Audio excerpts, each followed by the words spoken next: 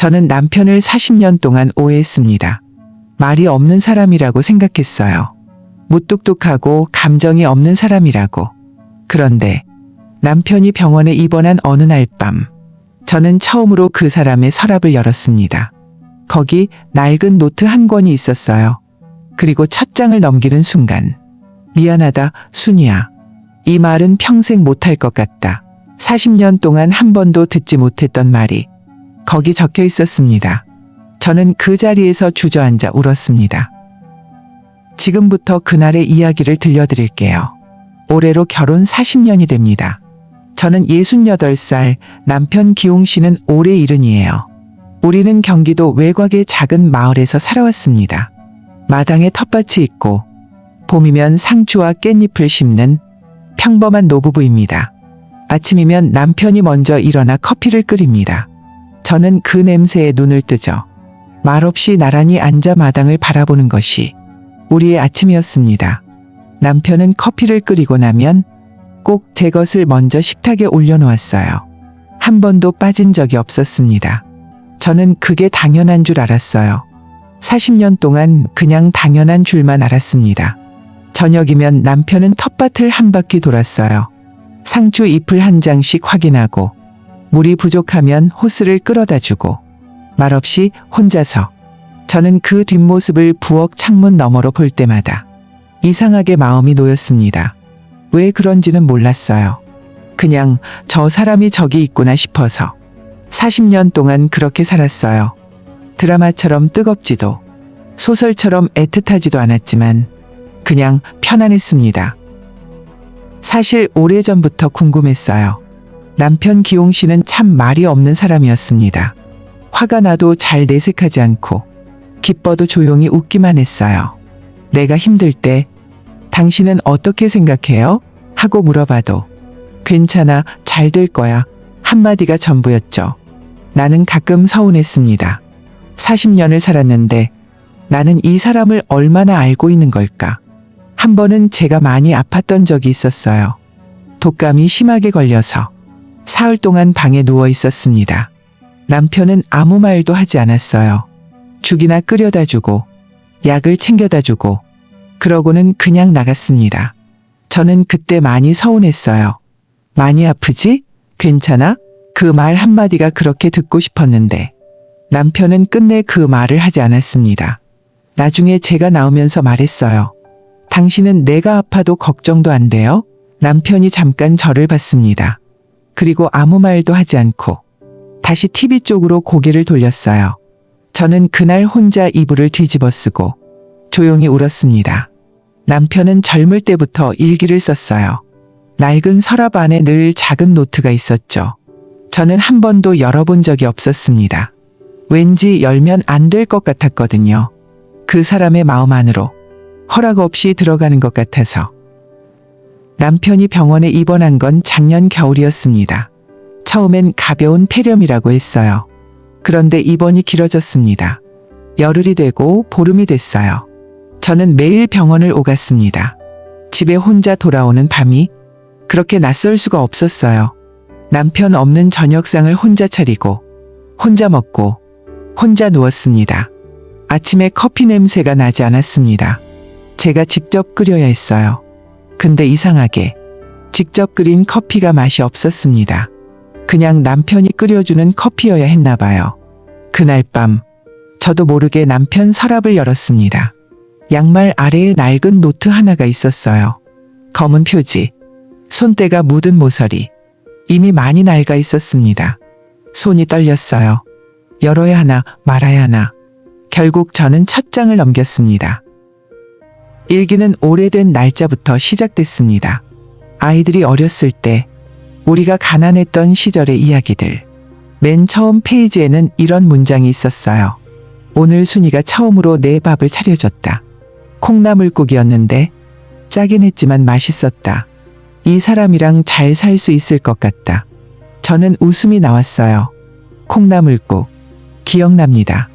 신혼 때 처음 끓였던 거예요. 너무 긴장해서 간을 2번이나 봤는데도 짰었죠.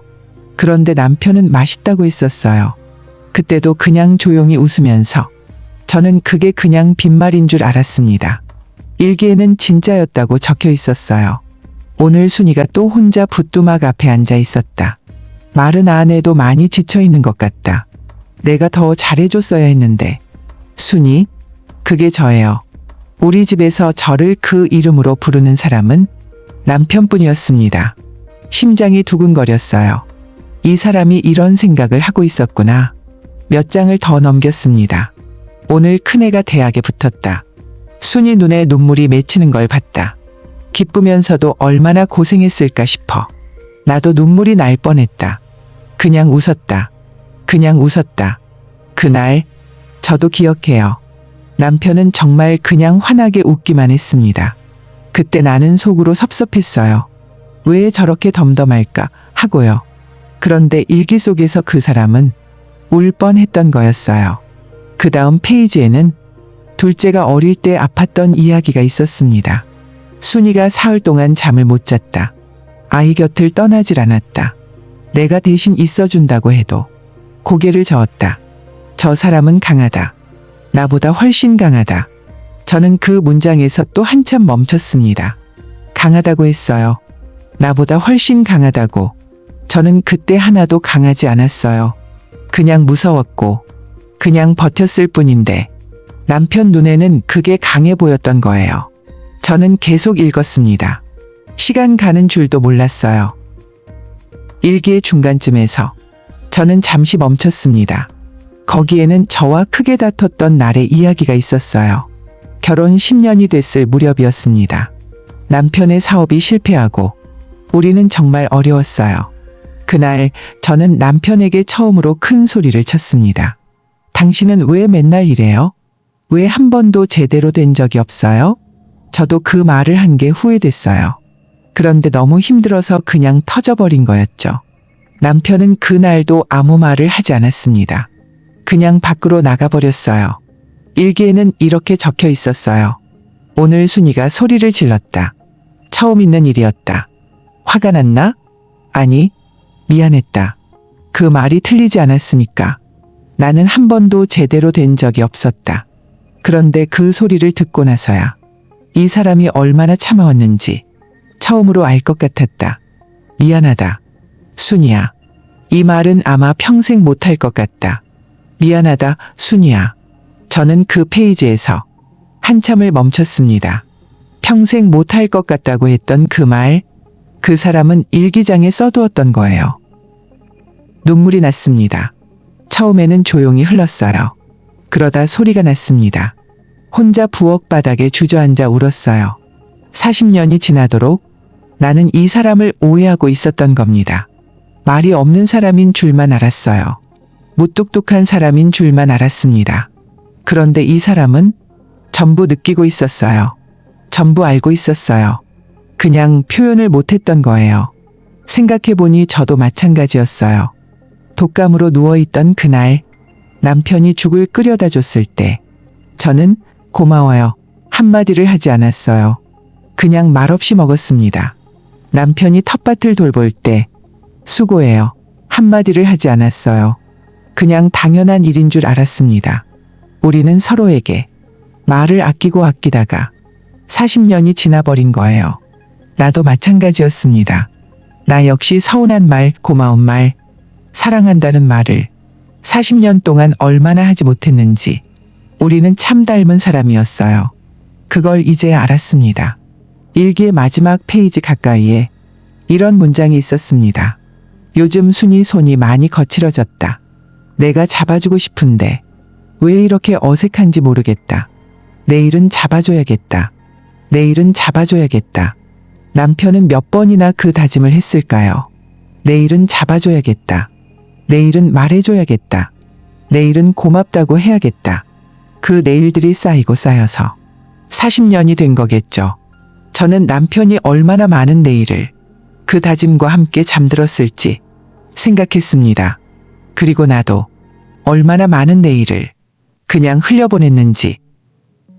다음 날 병원으로 갔습니다.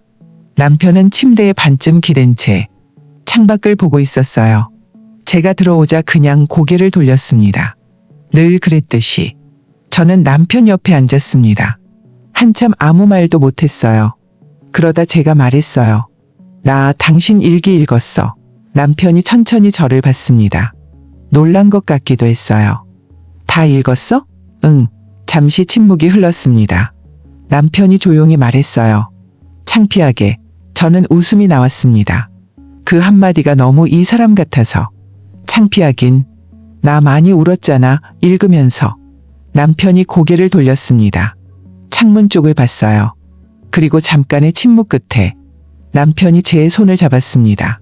말은 없었어요. 그냥 꼭 쥐었습니다. 저도 꼭 쥐었습니다. 그게 전부였어요. 그런데 40년 중에 그 순간이 가장 많은 말을 한 순간이었습니다. 기용 씨, 당신은 평생 일기를 썼지요. 나는 평생 읽지 않았고요. 그게 참 우리답다고 생각해요. 서로의 마음을 알면서도 모른 척 살아온 거요. 당신이 내 손이 거칠다는 걸 알고 있을 때 나는 당신이 모른다고 생각했어요. 당신이 내 등 뒤에서 울 뻔했을 때 나는 당신이 무감각하다고 생각했고요. 독감으로 누워있을 때 당신이 죽을 끓여다 줬잖아요. 나는 그때 아무 말도 하지 않았어요. 고맙다는 말도, 미안하다는 말도, 당신도 아무 말을 하지 않았죠. 우리는 정말 닮았어요. 말을 참는 방식까지. 미안해요. 나도 당신에게 말 못한 게 많아요. 아침마다 커피 냄새에 눈 뜨는 게 얼마나 좋은지, 텃밭 돌보는 당신 뒷모습이 왜 그렇게 마음을 놓이게 하는지, 당신이 없는 밤이 이렇게 무서운지 이제라도 말할게요. 콩나물국이 짰던 그날부터 오늘까지 당신 옆에 있어서 40년이 외롭지 않았어요. 고마워요. 이제 당신이 퇴원하면 나도 말할 거예요. 아침마다 커피 고마워요. 텃밭 돌봐줘서 고마워요. 40년 동안 곁에 있어줘서 고마워요. 당신이 일기에 못 쓴 말들도 이제는 내가 먼저 해줄게요.